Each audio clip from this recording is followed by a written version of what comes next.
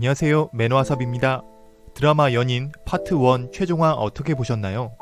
제가 원했던 느낌의 결말은 아니라서 많이 당황스러웠습니다. 시청자분들의 분노도 대단했고 저 또한 마음에 들지 않는 결말이었는데요. 특히 마지막에 이장현이 이청아 배우와 무언가 이루어질 것 같은 느낌의 장면은 이 작품이 내세웠던 몹시 그리워하고 사랑한 연인이라는 타이틀과 별로 어울리지 않는다는 생각이 들었습니다. 리뷰 대본을 썼다가 지웠다가 계속 고민을 하게 만든 엔딩이었는데요.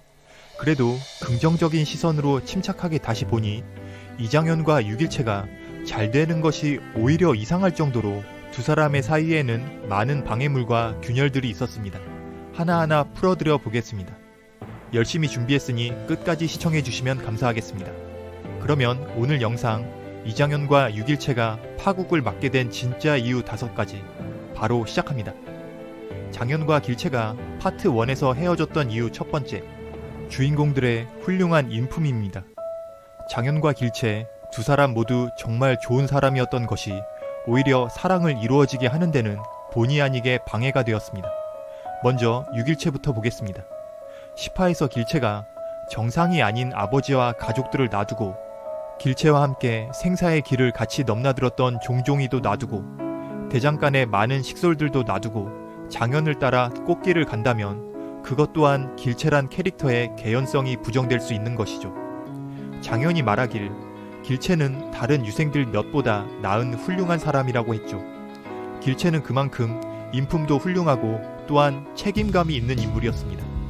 우리들은 길채가 장현을 따라가길 원했지만 길채는 사랑만을 쫓아가기에는 그녀에게 의지하고 있는 사람들도 많이 있어서 아쉬운 선택을 할 수밖에 없었지 않나 생각합니다.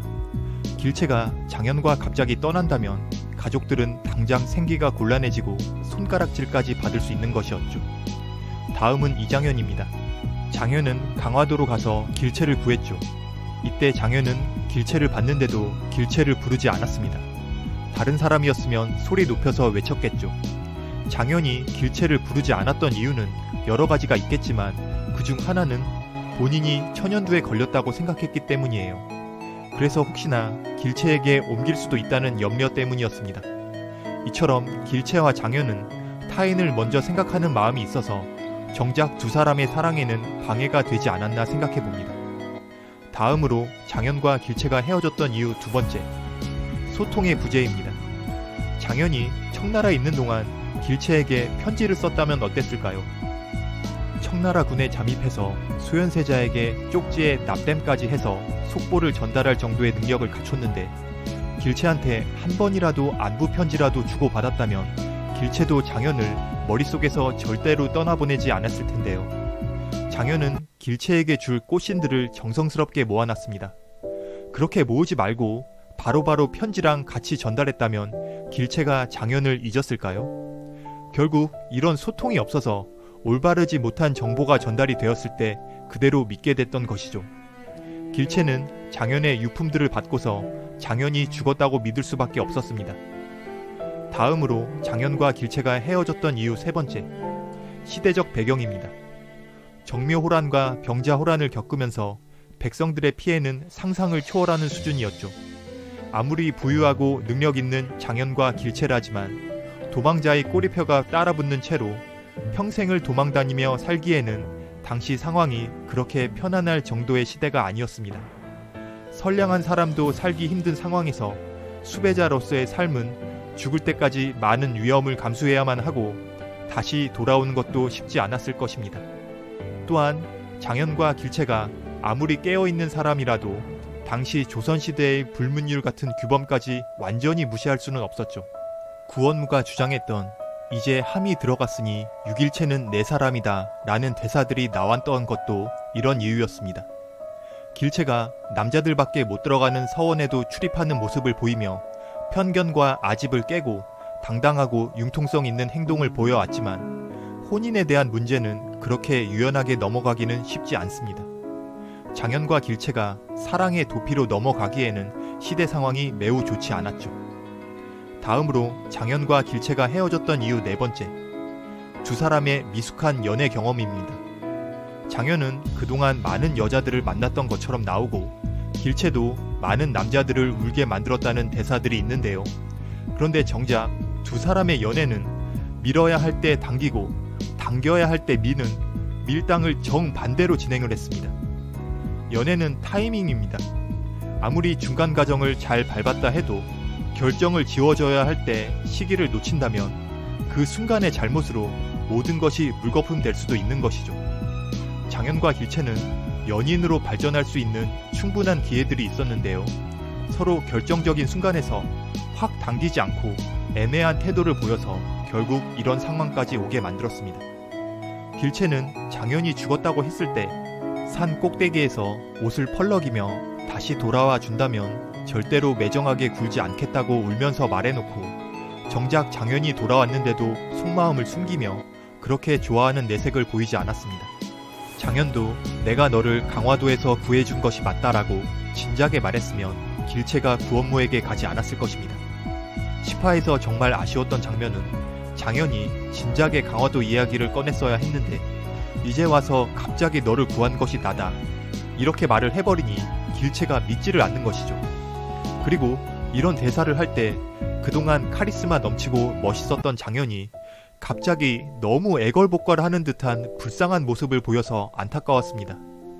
알고 보면 두 사람은 모태솔로가 아닌가 싶을 정도로 답답한 연애 방식이었고 그건 결국 두 사람의 사랑의 진도를 앞으로 나가지 못하게 만들었죠. 다음으로 장현과 길채가 헤어졌던 이유 5번째, 구원무와 량음의 존재입니다. 먼저 구원무입니다. 장현이 강화도에서 다 죽여놓고 한 명 남았을 때 구원무가 살랑살랑 다가와서 딱 한 명 죽여놓고 모든 공을 다 가져갔습니다. 길채는 구원무가 본인을 구해줬다고 믿고 있죠. 장현에게 사실을 말할 기회도 줬었는데 장현은 아니라고 했다가 나중에야 본인이라고 말을 했습니다. 그러니 길채는 장현을 믿는 것이 아니라 구원무가 본인의 생명의 은인이라고 생각할 수밖에 없는데요. 구원무는 시청자분들이 봤을 때 참 얄밉습니다. 그런데 의외로 그렇게 나쁜 남자는 아닌 것 같아요. 길채가 남자복이 꽤 많은 사람으로 보입니다. 길채 입장에서는 구원무가 생명의 은인이고 구원무의 대장간 덕분에 자신의 가족들이 굶지 않고 잘 살게 되었으니 좋게 보일 수밖에 없죠.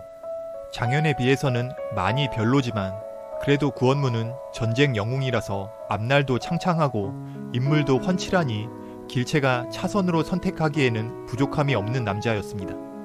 이런 구원무에게 길채가 혼인을 하게 만든 것에 종지부를 찍어준 건 바로 량음이었죠. 량음은 장현에게 본인이 먼저 우심정에 가서 준비를 해놓겠다고 말했죠. 장현은 그러면 가서 길채에게 내가 곧 간다고 전해달라고 했습니다. 량음은 구원무와 만나고 있는 길채를 보며 본인이 좋아하는 장현에게 길채는 너무 별로인 사람이라고 생각했을 수도 있죠. 그래서 량음은 길채에게 장현이 죽었다고 거짓말을 합니다. 결국 량음의 한마디는 길채가 장현을 완전히 포기하게 만들었죠. 량음이 제대로 장현의 안부를 전달했다면 길채는 구원무와의 혼인 생각을 접었을 수도 있습니다. 이 때문에 량음이 많이 욕을 먹고 있는데요. 파트 1은 시작에 불과하고 파트 2부터는 량음이 더욱 강력하게 행동할 것으로 예상합니다. 구원무와 량음이 장현과 길채의 사랑을 방해한 것이죠. 이렇게 장현과 길채의 사랑이 파트 1에서는 이루어질 수 없었던 이유를 말씀드려 보았는데요. 관련하여 의견이 있으시면 언제든지 댓글로 남겨주시면 감사하겠습니다. 다음 시간에도 좋은 리뷰 영상으로 찾아뵙겠습니다. 이번 영상이 도움이 되셨다면 구독과 좋아요를 부탁드립니다. 시청해주셔서 감사합니다. 매너와삽이었습니다. 고맙습니다.